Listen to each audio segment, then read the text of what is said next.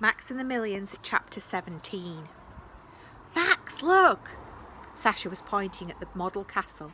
I can see 2 blue people right there at the top of the big tower. Max squinted. He could just about make them out. Two blues standing beside the flagpole and talking to each other at super fast speed. Hey, it's the king we saw earlier, said Max. And that's the old man. It looks like he's in a cage. He paused. Except, I don't think he's wearing any clothes. Sasha made to step forward, but Max stopped him. Don't. We might frighten them. We can't let them run off like the others. I've got an idea. He grabbed the microscope goggles from the desk. I'll see if I can lip read what they're saying with these.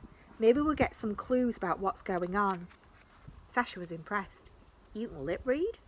Max blinked. Yeah, of course, I have to. I've been doing it my whole life. So you can tell what people are saying, even if they're far away? Max shook his head. It's not that easy. You have to be able to see their mouth clearly.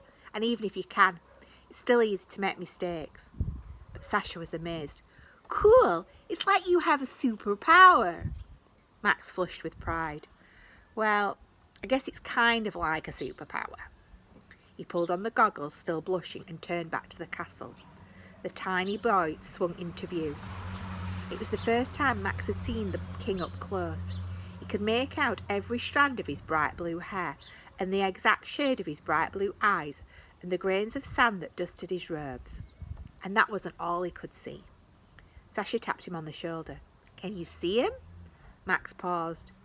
Yeah, he's looking the wrong way. Oh, said Sasha. What's he doing? Max sought to find the right words. He's waving at us. Luke, what are you doing? Luke stood at the tower's edge waving at the giants. What does it look like I'm doing? I'm getting their attention. It was working. The first giant was staring down at him through his great stalk eyes. Luke could see each blink captured in slow motion through the glass, like the petals of a flower closing. His attention, cried Malcolm. Why do you want his attention? He's demon. He's a monster who wants to destroy the world. Luke shook his head. I don't think he is demon. He could have squashed me in a heartbeat early if he wanted to. Both of them could have. They're not monsters. I think they're something else. Like what? Luke shrugged. I'm going to find out. He stepped back, took a great deep breath and spoke as loudly as he could. Greetings, giant. I am Luke, king of the blues. Do you understand me? Malcolm was horrified. Luke, stop. We have to tell them what's happened, Malcolm. They might be the only ones who can help us. Greetings, giant. I am Luke, king of the blues. Do you understand me? Giant stared at him blankly through the lenses. Luke could see that he was struggling to make sense of what he was saying. Luke gritted his teeth. He had to keep trying. He spoke again, moving his mouth as slowly as possible. Greetings, giant. I am Luke, king of the blues. Technically, Your Highness, you're not king of the blues until after the coronation ceremony, sir. Malcolm. Yes. Shut up. Greetings, giant. I am Luke, king of the blues. Do you understand me? Greetings, giant. I am... Max couldn't believe it. Hey, his lips are moving. He's trying to talk to us. Sasha gasped. No way. What's he saying? Max squinted and then his face fell. I don't know. He's talking too fast. It's like trying to read a river. Sasha groaned. What about the old man? Is he talking? Max shook his head. He's got a beard and that makes it even harder to read his lips. Sasha studied the goggles. What if you zoomed in on their mouths? Would that make it easier? Max was unconvinced. Mr. Darrow never taught me how to zoom in. Well, one of those buttons has to do something. There's loads of them, said Sasha. Look, there's one with an X on it, like the one on your hearing aid. Why don't we try it? Max shifted uncomfortably. I'm not sure we should be pressing anything, Sasha. We're supposed to be looking after Mr. Darrow's things for him, not... Sasha jabbed the button. Max jumped. What did you do that for? Well, you've got to try something. So, you could have broken them, said Max. And the goggles haven't zoomed in, they've just... Max trailed off. A fly had flown past. It was magnified huge through the goggles. Max could see every hair on its body, every bump on the surface of its eyes. He could also see that it was barely moving.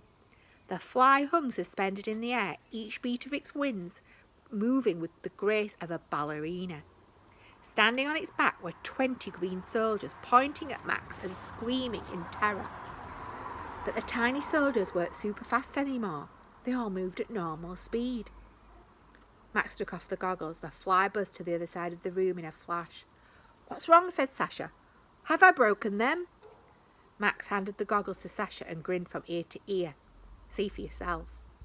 Sasha pulled the goggles on and his mouth fell open. "No way." Max nodded with excitement. "They're not just microscope goggles. They also slow everything down. Mr. Darrow must have added that button so he could see at the same speed as the tiny people." Sasha handed the goggles back to Max. "How about now? Can you read their lips?" Max pulled the goggles back on and focused on the boy's face. All the boy's movements were slowed down now. Even better, he was speaking clearly enough for Max to understand what he was saying. "Yes, it's working. He's calling me Giant and his name is Luke. He's the king of the blues. He's asked if we understand him."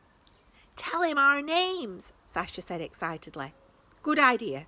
Max cleared his throat. Hello, Luke. My name is Max and this is Sasha. We're roommates." There was a pause. "Did it work?" said Sasha. "What's he saying?" Max watched for a while. "My ears, for great one's sake, my ears.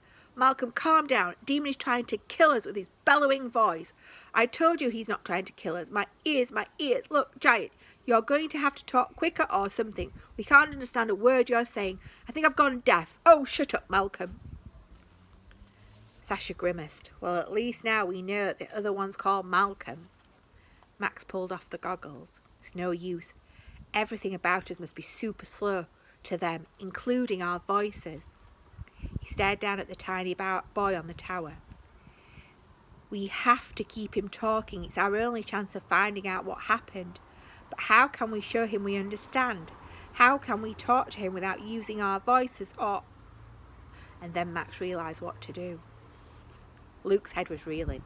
It was the second time he'd been shouted at by Giant, and he hadn't enjoyed it the first time. The force of Giant's voice had blasted his hair into spikes, and Malcolm's beard was in even worse shape. It looked like he'd gone to a costume party dressed as a hedge and got beaten up on the way. "Luke, what's he doing? I can't see a thing." Malcolm was trying to make a hole in his beard big enough to see through without success. Luke gazed up at Giant groggily. He's holding one hand to his head," he said. That was it.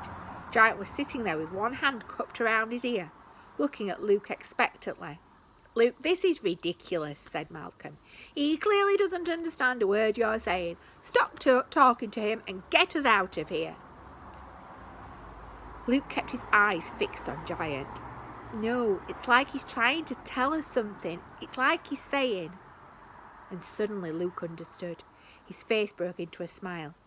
"He wants me to keep talking. He wants to know what's going on." Luke laughed in amazement. He never thought it would happen, but there it was. For the first time in his life, he's listening. He's listening. That's the end of the chapter.